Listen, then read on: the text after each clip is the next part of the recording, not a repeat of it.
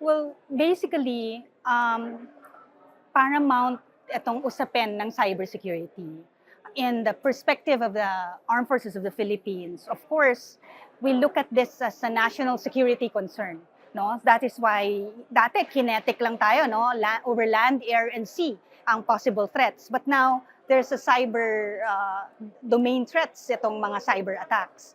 So with this, the Armed Forces of the Philippines has been also trying to adjust in terms of creating new units, no, to address these contemporary modern challenges. That's why the Cyber Command came into play and showing talaga the importance of having a cyber secure, no, Philippines. And hindi lang ito Armed Forces of the Philippines. It's the it's a challenge of each and every Filipino. So kung titingnan natin at itong cybersecurity, kasama na dyan yung information domain and yung cognitive domain. Because ang proliferating ngayon is a lot of fake news, no? Yung misinformation, disinformation, malinformation. And it shapes the narrative so much. So, and yung perspectives and beliefs ng ating mga mamamayan. So this is something that we're looking at how we could collaborate with one another, all entities that are involved, para ma-address it.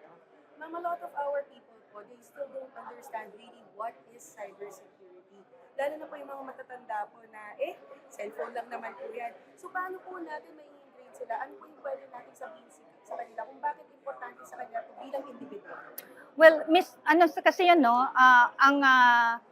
ang isang misnomer dyan is that pagka sinabi nating cyber, ang isip ng mga tao, ano lang yan, technical yan, so for the tech people yan.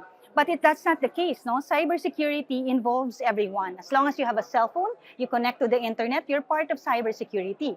Bakit? Kasi itong mga actors, malicious actors, sino ba ang tina-target nila for scamming, hacking attacks and all, no? Siyempre, simpleng mamamayang Pilipino. So imagine mo, an OFW na mai-scam, yung pinaghirapan niyang pera, lumayo siya sa pamilya, nagtrabaho siya sa abroad, tapos siya lang yung magiging target ng ganitong attack. Di ba? Dahil kailangan bawat mamamayang Pilipino, nasaan ka man, saang panig ng mundo, maging mapanuri ka and maingat, no, sa pag-handle nitong mga situations that you face in the cyber domain.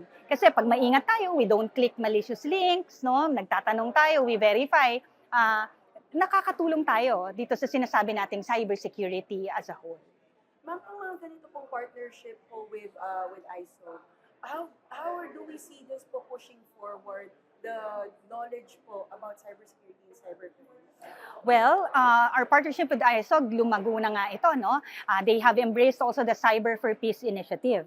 Yung Cyber for Peace initiative natin that started from the Armed Forces of the Philippines, it's tech for development, no? So we do a lot of cyber hygiene trainings, we partner with schools, we partner with different entities, no? Para turo tayo sa ating mga kababayan tungkol sa cyber hygiene, no? And yung iba naman dyan are tech for development. So malawak yung scope niya, and the more that we collaborate with like-minded entities, no, the more that we are moving forward towards one common goal, that is to protect each and every Filipino in the cyber domain. Sorry, looking ahead to this year, 2026, what are you most excited about or hope to achieve through the INC?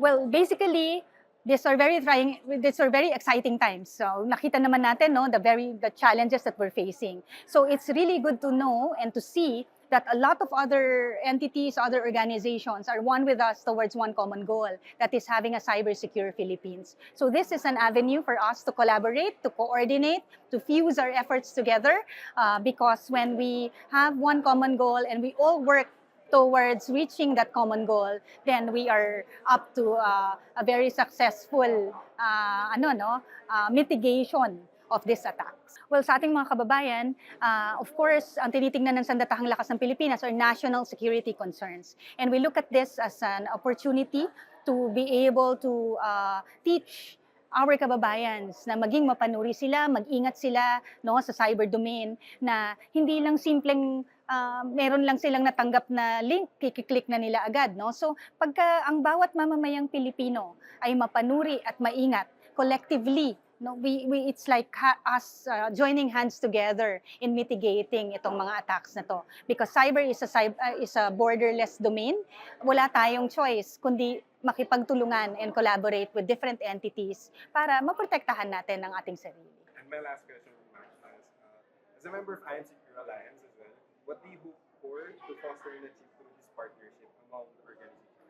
Where we're looking at greater collaborations, more partnerships, more activities that will, of course, help each and every Filipino be able to know about and learn about natong attack vectors in the cyber domain para makapag-ingat sila, no? And of course, kung ano pa moving forward ang pwede nating gawin para matulungan din, no? This is a whole of government, whole of nation approach. Bawat mamamayang Pilipino ay parte po nito.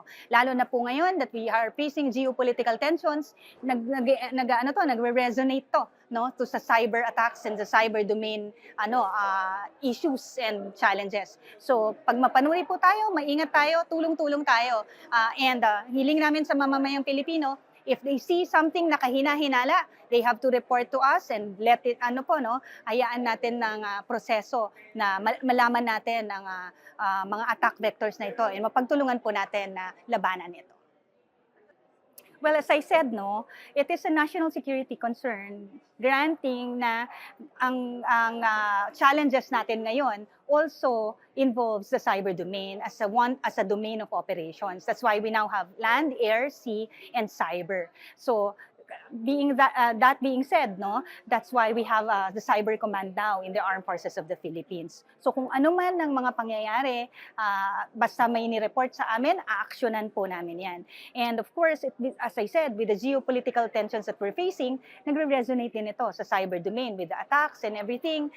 Hindi lang siya hacking, hindi lang siya spamming, no, but also the proliferation of fake news. So lahat ito tinitingnan natin and how do we mitigate all of these challenges that we are facing.